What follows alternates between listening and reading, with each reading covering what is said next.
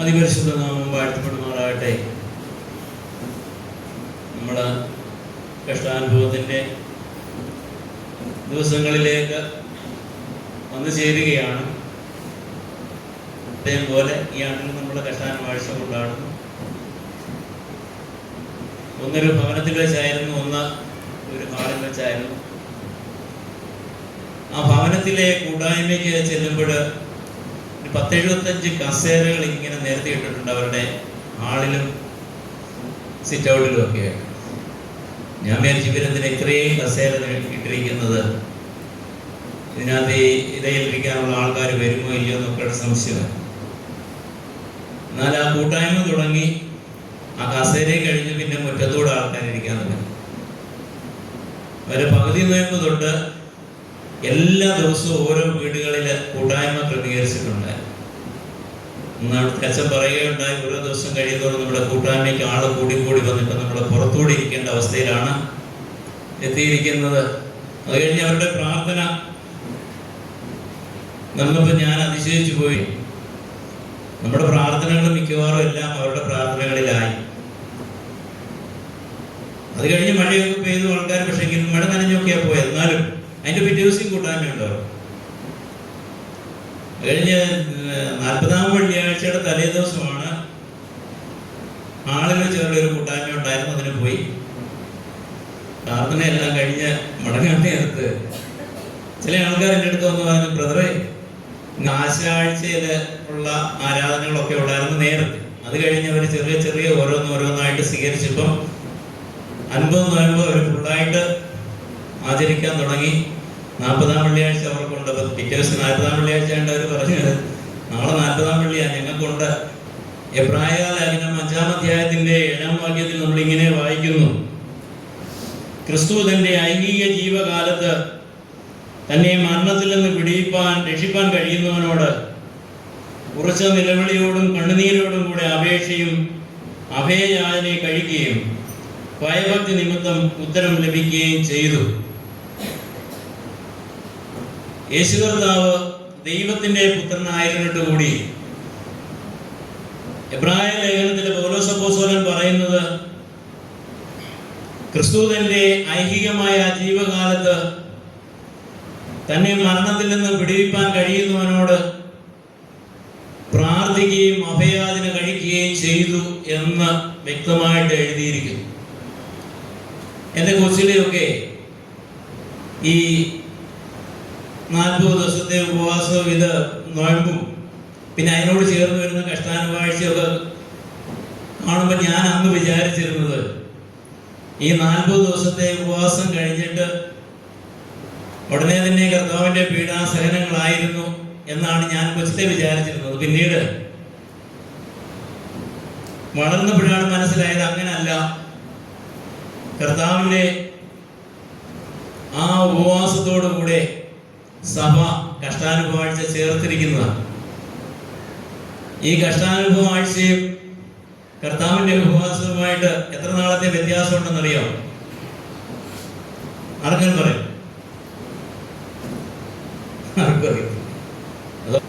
കർത്താവിനെ തന്റെ പ്രവൃത്തി തുടങ്ങുമ്പോൾ 30 വയസ്സായി.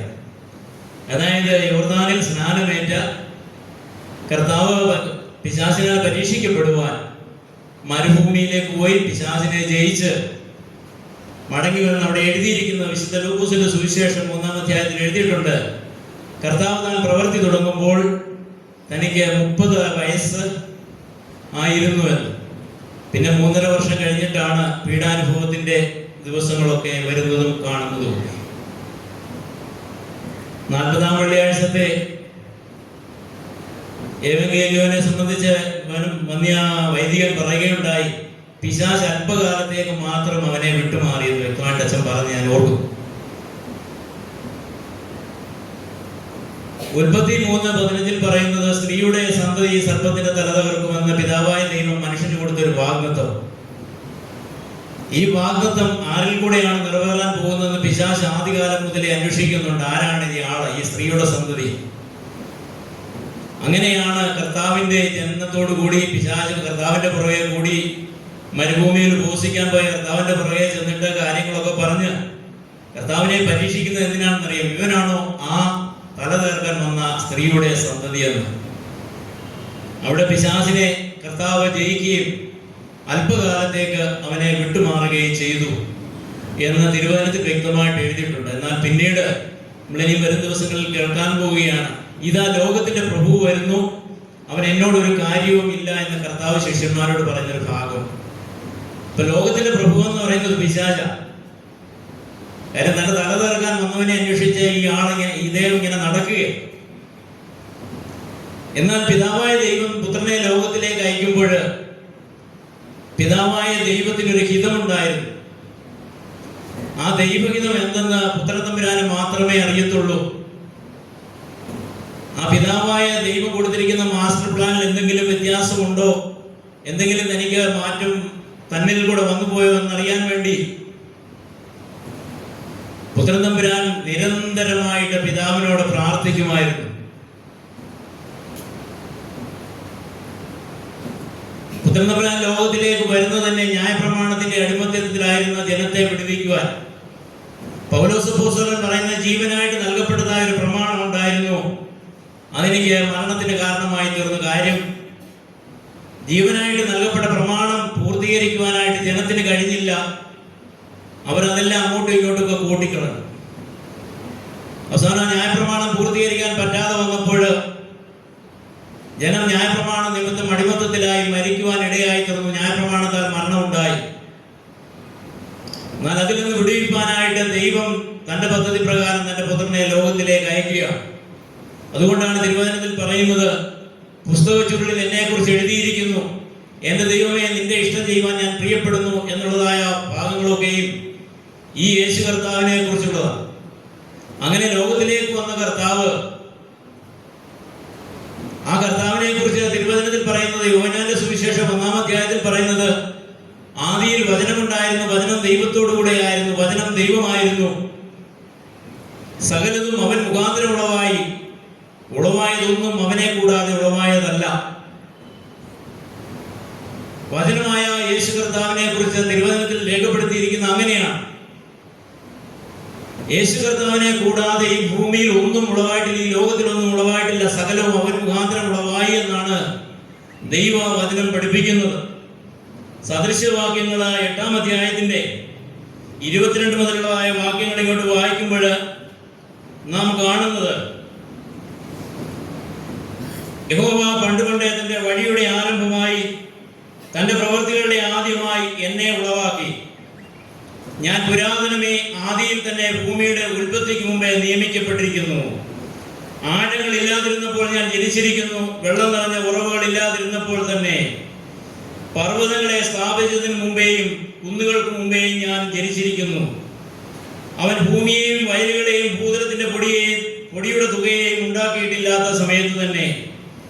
അവൻ ആകാശത്തെ ഉറപ്പിച്ചപ്പോൾ ഞാൻ അവിടെ ഉണ്ടായിരുന്നു. അവൻ ആഴത്തിന്റെ ഒരു ഭാഗത്ത് വൃത്തം വരച്ചപ്പോഴും, അവൻ മീതെ മേഘങ്ങളെ ഉറപ്പിച്ചപ്പോഴും, ആഴത്തിന്റെ ഉറവുകൾ തടിച്ചപ്പോഴും, വെള്ളം അവന്റെ കൽപ്പനയെ അതിക്രമിക്കാതെ വണ്ണം അവൻ സമുദ്രത്തിന് അതിർവെച്ചപ്പോഴും, ഭൂമിയുടെ അടിസ്ഥാനം ഇട്ടപ്പോഴും ഞാൻ അവന്റെ അടുക്കൽ ശില്പിയായിരുന്നു. ഇടവിടാതെ അവന്റെ മുമ്പിൽ വിനോദിച്ചുകൊണ്ട് ദിനം പ്രതി അവന്റെ പ്രമോദം ആയിരുന്നു. അവന്റെ ഭൂതലത്തിൽ ഞാൻ വിനോദിച്ചു കൊണ്ടിരുന്നു. എന്റെ പ്രമോദം മനുഷ്യപുത്രന്മാരോട് കൂടെ ആയിരുന്നു.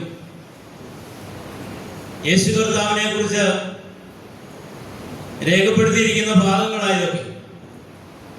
സകലതും നിർമ്മിക്കുന്നതിന് മുമ്പേ, ഉണ്ടാക്കുന്നതിന് മുമ്പേ പിതാവായ ദൈവത്തിന്റെ സന്നിധിയിൽ പുത്രതമ്പുരാൻ ആയിരുന്നു. എല്ലാം പുത്രതമ്പുരാൻ മുഖാന്തരം ഉളവായി.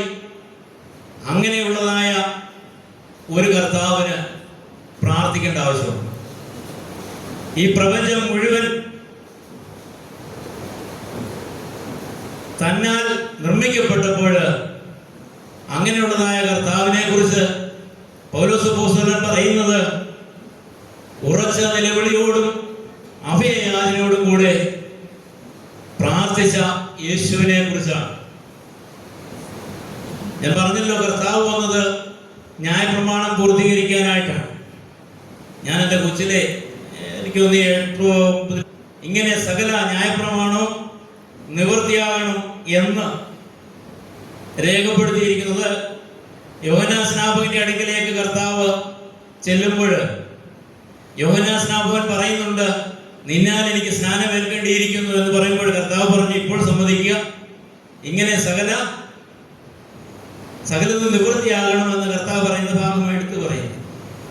ഇപ്പൊ ഈ പ്രപഞ്ചം സൃഷ്ടിച്ചവനായ ദൈവത്തിന് ഒരു മാനസാന്തര സ്നാനം, പ്രപഞ്ചം മുഴുവൻ ഉണ്ടാക്കിയതായ പരിശുദ്ധനായ ദൈവത്തിന്റെ ഏകജാതനായ പുത്രൻ പരിശുദ്ധനായവന് ഒരു മാനസാന്തര സ്നാനത്തിന്റെ ആവശ്യം ഉണ്ടായിരുന്നു. നമ്മൾ അനങ്ങാതിരിക്കുന്നു. എന്നാൽ കർത്താവ് സ്നാനമേൽക്കുന്നതിന് പിന്നില് ഒരു ന്യായപ്രമാണത്തിന്റെ തികവുണ്ടായിരുന്നു. ന്യായപ്രമാണം ഇസ്രായേൽ ജനത്തിന് കൊടുത്തത് പിതാവായ ദൈവമാണ്, അല്ലെങ്കിൽ പുത്രൻ തമ്പുരാൻ ആ സാന്നിധ്യത്തിൽ ഉണ്ടായിരുന്നു. യേശു കർത്താവ് സ്നാനമേൽക്കുന്നത് 30-ാമത്തെ വയസ്സിലാണ്. എന്തുകൊണ്ട് കർത്താവ് 29-ാമത്തെ വയസ്സിൽ ചെയ്തില്ല? 29-ാമത്തെ വയസ്സിൽ ചെയ്താലുള്ള കുഴപ്പമുണ്ടോ? 30-ാമത്തെ വയസ്സിൽ ചെയ്യണമെന്ന് പറഞ്ഞാൽ നടന്ന ആൾക്കാരൊക്കെ ഇപ്പം ശിശു സ്നാനത്തിലേക്ക് വരെ എത്തിയിട്ടുണ്ട്. ഈ 30-ാമത്തെ വയസ്സിൽ കർത്താവ് സ്നാനമേൽക്കുന്നത് എന്തിനായിരുന്നു? 29-ാമത്തെ വയസ്സിൽ ഏൽക്കാഞ്ഞത് എന്തുകൊണ്ട്? നമ്മൾ ചിന്തിക്കണം. ഈ ന്യായപ്രമാണം ഇസ്രായേൽ ജനത്തിന് കൊടുത്തവൻ തന്നെയാണ് ഇത് പൂർത്തീകരിക്കാൻ ഇറങ്ങി വന്നിരിക്കുന്നത്. തിരുവചനം പഠിക്കുമ്പോൾ പുറപ്പാട് പുസ്തകത്തിലെ ലേവ്യ പുസ്തകമൊക്കെ പഠിച്ചു കഴിഞ്ഞാൽ നമുക്ക് മനസ്സിലാവും, സമാഗമന കൂടാരത്തിൽ ശുശ്രൂഷ ചെയ്യണമെങ്കിൽ 30 വയസ്സ് തൊട്ട് മേൽപോട്ടുള്ളവർക്ക് മാത്രമേ നടക്കുകയുള്ളൂ. 50 വയസ്സ് വരെയാണ് അതിന് പ്രായപരിധി വെച്ചിരിക്കുന്നത്. 30 വയസ്സ് മുതൽ 50 വയസ്സ് വരെ. അതിനു മുമ്പ് സമാഗമന കൂടാരത്തിൽ ശുശ്രൂഷ ചെയ്യാൻ പറ്റത്തില്ല. ന്യായപ്രമാണ പ്രകാരം അത് സാധ്യമല്ല. അതുകൊണ്ടാണ് 30 വയസ്സ് വരെ കർത്താവ് മാതാപിതാക്കൾക്ക് കീഴടങ്ങി ജീവിച്ചു എന്ന് തിരുവചനത്തിൽ പഠിക്കുന്നത്. 30-ാമത്തെ വയസ്സിൽ കർത്താവ് മഹാപുരോഹിത ശുശ്രൂഷയ്ക്കായിട്ട് താൻ ഏറ്റെടുക്കാൻ പോകുന്നതിന് മുമ്പ് തിരുവചനം പറയുന്നത്, മോശയോട് പിതാവായ ദൈവം പറയുന്നത്, നീ അഹ്റോനെയും എലിയാസറിനെ കൂട്ടിക്കൊണ്ട് സമാഗമന കൂടാരത്തിന്റെ മുമ്പിൽ കൊണ്ടുവന്ന് അവരെ വെള്ളം കൊണ്ട് കഴുകണം. അങ്ങനെ അവരെ കഴുകി ശുദ്ധീകരിച്ചിട്ട് വേണം പൗരോഹിത്യ ശുശ്രൂഷയ്ക്കായിട്ട് അവരെ ആക്കി തീർക്കുവാൻ, അവരെ വസ്ത്രം ധരിപ്പിക്കുവാൻ ഒക്കെ എന്ന് പറയുന്നുണ്ട്. അപ്പൊ യേശു കർത്താവ് യോർദാൻ നദിയിൽ സ്നാനമേൽക്കുന്നതിന്റെ കാരണം താൻ മഹാപുരോഹിതനാകുവാൻ വേണ്ടിയിട്ട് ആ ശുശ്രൂഷ ഏൽക്കുവാനായിട്ട് 30-ാമത്തെ വയസ്സിൽ താൻ യോഹന്നാൻ സ്നാപകന്റെ കൈക്കീഴിൽ സ്നാനമേറ്റു. കർത്താവ് സ്നാനം ചെയ്തുകൊണ്ടാണോ നമ്മൾ സ്നാനം ചെയ്യേണ്ടതെന്ന് നമ്മൾ ചിന്തിക്കണം. ഇന്നലെയാണെന്ന് തോന്നി അച്ഛൻ പറഞ്ഞു, കർത്താവിനോട് ഇന്നലെ വൈകിട്ട് സന്ധ്യയ്ക്ക് അച്ഛൻ പറഞ്ഞിരുന്നു, കർത്താവിനോട് ചേരുവാനായിട്ടാണ് നമ്മൾ സ്നാനമേൽക്കുന്നത്. യേശു കർത്താവിന്റെ മരണത്തോട് അനുരൂപപ്പെടുവാൻ നമ്മൾ സ്നാനമേൽക്കുന്നു. എന്നാൽ ഇവിടെ കർത്താവ് സ്നാനമേറ്റത് മഹാപുരോഹിത ശുശ്രൂഷ ചെയ്യുവാനായിട്ടാണ്. കർത്താവേറ്റ ആദ്യത്തെ സ്നാനത്തെ കുറിച്ച് പലരും പറയുമെങ്കിലും കർത്താവേറ്റ അടുത്ത സ്നാനം ഏതാണെന്നറിയോ? കർത്താവ് പറയുന്നുണ്ട്, എനിക്ക് വേറൊരു സ്നാനം കൂടെ ഏൽക്കാനുള്ളത്. വായിച്ചിട്ടുണ്ടോ നിങ്ങൾ എവിടെയും? എന്റെ കർത്താവേ, അല്ലേ? വായിക്കണം. കർത്താവ് പറയുന്നുണ്ട്, എനിക്ക് വേറൊരു സ്നാനം കൂടെ ഉണ്ട്, അത് ഏൽക്കാനിരിക്കുകയാണ്. അത് അടിയുടെ സ്നാനം, കുരിശിലെ സ്നാനം. അതാരും കേൾക്കത്തില്ല, ബാക്കിയൊക്കെ കേൾക്കും.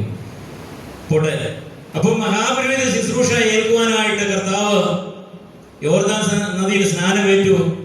താൻ തന്നെ കൊടുത്ത ന്യായപ്രമാണം പൂർത്തീകരിക്കാൻ വന്നവൻ തെറ്റിക്കുവാനായിട്ട് സാധ്യമല്ലാത്തത് കൊണ്ട് കർത്താവ് ആ ശുശ്രൂഷ ഏറ്റെടുക്കുകയാണ്. ഇതൊക്കെയും ന്യായപ്രമാണം പൂർത്തീകരിച്ച് ന്യായപ്രമാണത്തിന്റെ അടിമത്തത്തിൽ അല്ലെങ്കിൽ പാപത്തിന്റെ അടിമയായി പോയ മനുഷ്യനെ വീണ്ടെടുക്കുവാനായിട്ട് ദൈവം ഒരുക്കിയതായ പദ്ധതികളായിരുന്നു. കർത്താവിന്റെ ജീവകാലത്ത് നമുക്ക് കാണാം, വിശുദ്ധ ലൂക്കോസിന്റെ സുവിശേഷം 3-ാം അധ്യായത്തിന്റെ 23-ാം വാക്യം വായിച്ചു കഴിഞ്ഞാൽ നമുക്ക് മനസ്സിലാവും. കർത്താവ് 30-ാമത്തെ വയസ്സിൽ സ്നാനമേറ്റു. ലൂക്കോസിന്റെ സുവിശേഷം 6:12 പറയുന്നത്, രാത്രി മുഴുവൻ അവൻ പ്രാർത്ഥനയിലായിരുന്നു. ആ പ്രാർത്ഥന കഴിഞ്ഞ് പിറ്റേ ദിവസം പ്രഭാതത്തിൽ ഇറങ്ങി വന്നിട്ട് തന്റെ കൂടെയുള്ള ആൾക്കാരെ വിളിച്ച് അതിൽ നിന്നാണ് താൻ 12 പേരെ തിരഞ്ഞെടുക്കുന്നത് ശിഷ്യരാക്കുക. നമ്മൾ ആലോചിച്ച് നോക്കുക, 12 പേരെ ഒരു രാത്രി മുഴുവൻ കർത്താവിരുന്ന് പ്രാർത്ഥിച്ചിട്ട് വന്ന് 12 പേരെ തന്റെ ശിഷ്യരാക്കി തീർത്തു. അതിലൊരുത്തൻ പിശാചൻ. ഹല്ലേലൂയ, ഒരു ഹല്ലേലൂയ പറയൂ. ഹല്ലേലൂയ മിണ്ടത്തില്ല. അപ്പൊ അത്രയും പ്രാർത്ഥിച്ചിട്ട് തിരുവചനത്തിന് നിവൃത്തിയാകുവാനായിട്ടായിരുന്നു ദൈവവചനം പഠിപ്പിക്കുമ്പോഴും ദൈവം തന്നെയായിരുന്ന ദൈവത്തിന്റെ പുത്രനായ യേശു കർത്താവ് ഈ ലോകത്തിൽ വന്ന് പ്രാർത്ഥനയിലും ഉപവാസത്തിലും ഒക്കെ കഴിച്ച് ഒരു രാത്രി മുഴുവൻ ഇരുന്ന് പ്രാർത്ഥിച്ചിട്ട് തന്റെ ശിഷ്യരായി തിരഞ്ഞെടുക്കുവാൻ 12 പേരെ താൻ തിരഞ്ഞെടുത്തപ്പോൾ അതിലൊരാളെ പിശാചായി. അങ്ങനെയാണെങ്കിൽ നമ്മുടെ കൂടെ എത്ര എണ്ണം കാണും? അതാണ്. അപ്പൊ നമ്മുടെ ജീവിതത്തില് ഇങ്ങനെയുള്ള കാര്യങ്ങള് ഉണ്ടാകുമ്പോൾ നമ്മൾ എത്രമാത്രം പ്രാർത്ഥിക്കണം. നമ്മുടെ കുടുംബത്തിൽ നിന്നായാലും നമ്മുടെ സമൂഹത്തിൽ നിന്നും നമ്മുടെ ഇടവകയിൽ നിന്നും നമ്മളായിരിക്കുന്ന മേഖലകളിൽ നിന്നൊക്കെയും ഒരു വിടുതലിന്റെ കരം നീട്ടപ്പെടണമെങ്കിൽ നമ്മൾ എത്രമാത്രം പ്രാർത്ഥിക്കണം. യേശു കർത്താവ് അത്രയും പ്രാർത്ഥിക്കണമെങ്കിൽ നമ്മൾ എത്ര പ്രാർത്ഥിക്കണം. അതുപോലെ തിരുവചനത്തിൽ നമ്മൾ പല ഭാഗത്തും കാണുന്നുണ്ട് കർത്താവിന്റെ പ്രാർത്ഥനയെ കുറിച്ച്. രാത്രികാലങ്ങളിൽ പോയിരുന്ന് പ്രാർത്ഥിക്കുക, വെളുപ്പിനെ പ്രാർത്ഥിക്കുക, തന്നെത്താൻ ഒറ്റയ്ക്ക് മലയിൽ പോയിരുന്ന് പ്രാർത്ഥിക്കുക. ഇതൊക്കെയായിരുന്നു കർത്താവിന്റെ സ്വഭാവം. താൻ പ്രാർത്ഥിക്കുന്നത് മുഴുവൻ ദൈവത്തിന്റെ ഹിതം എന്താണെന്ന് തിരിച്ചറിയുവാനാണ്. നമ്മളും പാട്ട് പാടാറുണ്ട്. എൻ ദൈവമേ നിന്നിഷ്ടം ചെയ്യുവാൻ വന്നിടുന്നേ ഞാനെന്നും മോദമായി. അല്ലേ, നിന്റെ ഇഷ്ടം ചെയ്യുവാനായിട്ട് ഞാൻ വരികയാണ്. എന്റെ ഇഷ്ടമല്ല, നിന്റെ ഇഷ്ടമെങ്കില് നിറവേറണം. യേശു കർത്താവ് പ്രാർത്ഥിച്ചു ദൈവത്തിന്റെ ഹിതം തന്നിൽ നിറവേറുവാനാണ്. ഗെത്സമനയിൽ താൻ പ്രാർത്ഥിച്ചത്. ഒത്തിരി പ്രയാസങ്ങളുണ്ട് കർത്താവിന്. അതുകൊണ്ടാണ് പ്രാർത്ഥിച്ചത്, കഴിയുമെങ്കിൽ ഈ പാനപാത്രം എങ്കിൽ നിന്ന് നീങ്ങണം, എങ്കിലും എന്റെ ഇഷ്ടമല്ല നിന്റെ ഇഷ്ടം അത് തന്നെ നടക്കട്ടെ എന്ന് കർത്താവ് പ്രാർത്ഥിച്ചു. നമ്മുടെ ഈ വിശുദ്ധ വാരത്തില് നമ്മുടെ ഈ ജീവിതത്തെ കർത്താവിന് സമർപ്പിക്കാം. ദൈവത്തിന്റെ ഹിതം എന്താണെന്ന് തിരിച്ചറിഞ്ഞ് ജീവിപ്പാൻ ദൈവം നമ്മൾക്ക് ഇടയാക്കട്ടെ.